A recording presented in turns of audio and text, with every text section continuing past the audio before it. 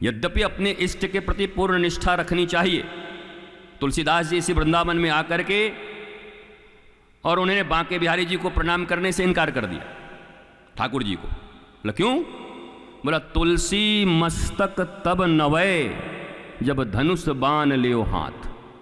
बोला हम भी पक्के हैं महाराज, धनुष बाण हाथ में लोगे तब तो मस्तक नवै। ऐसा अब कोई पूछे कि क्या तुलसीदास इतने अज्ञानी हैं कि वो ठाकुर के अवतारों को नहीं पहचानते? बताओ, सारी दुनिया और सारे भारत को जिसने धर्म से जोड़ दिया हो, रामचरितमानस के माध्यम से पूरी दुनिया भारतीय संस्कृति से जुड़ गई हो, क्या उन महापुरुष को, उन संत को, उन अवतारी पुरुष को इतना भी पता नहीं कि राम और कृष्ण में भेद नहीं, विभेद नहीं? पर यहां अनन्यता और इष्ट निष्ठा की बात कर रहे हैं तुलसीदास।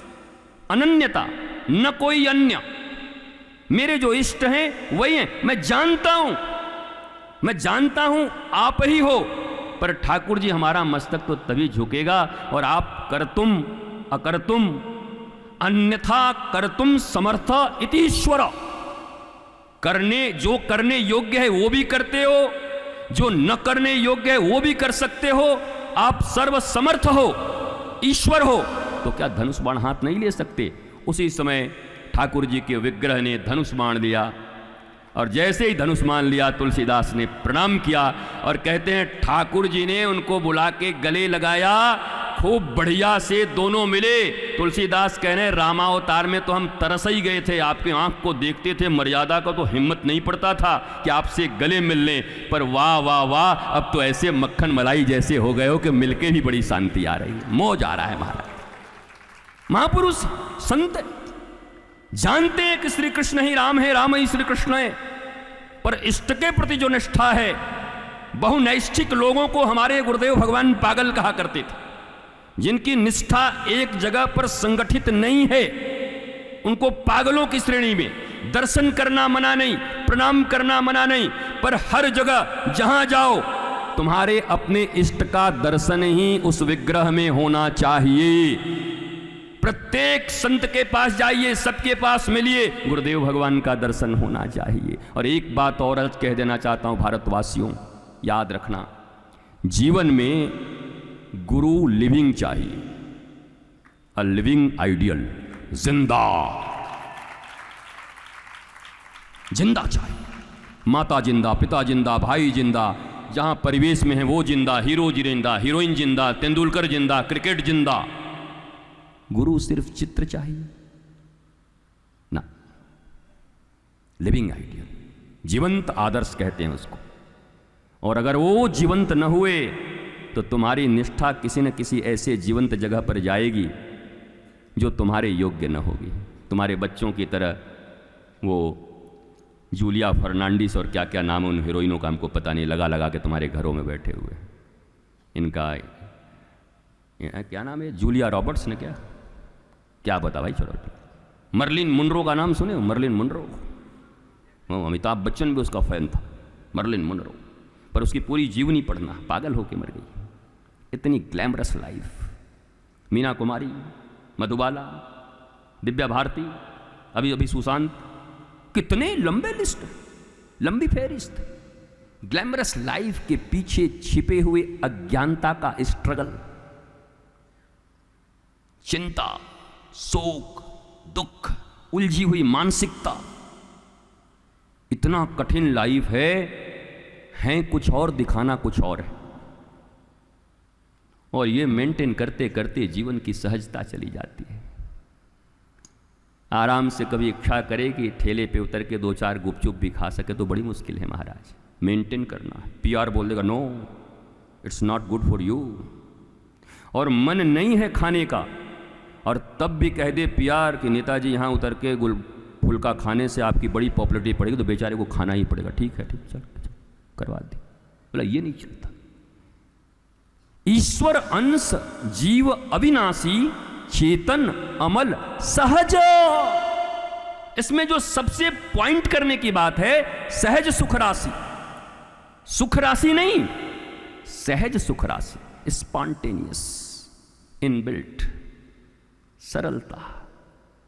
और कल भी मैंने कहा था कि चाहे शेक्सपियर हों, शेक्सपियर तो फिर वो इंपोर्ट करके बना।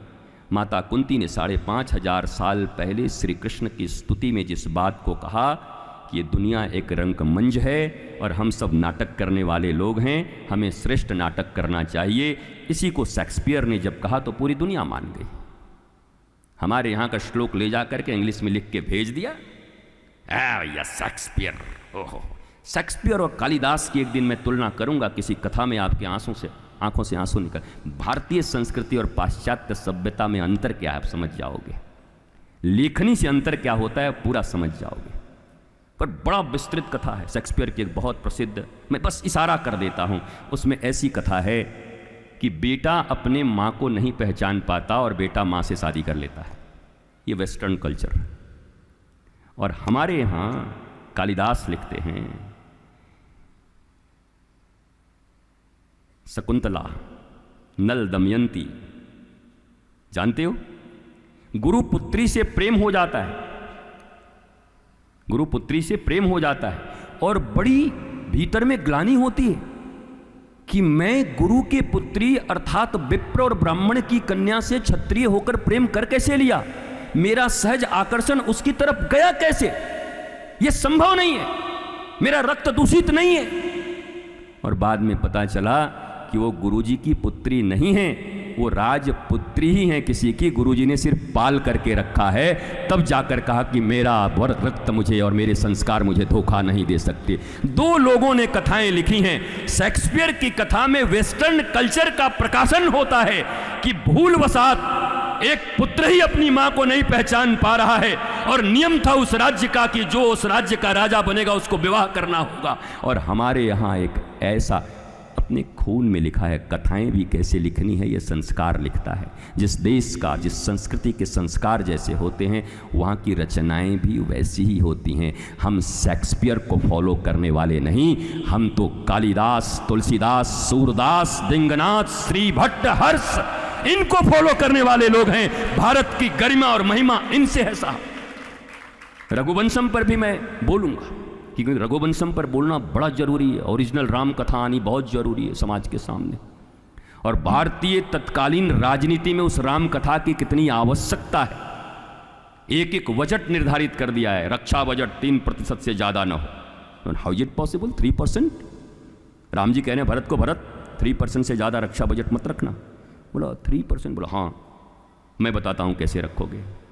और एक एक बजट का निर्धारण किया है प्रभु ने, ऐसे ही खड़ाऊ नहीं दे दिया कि खड़ाऊ दे दी अब जाके तुम राज करो।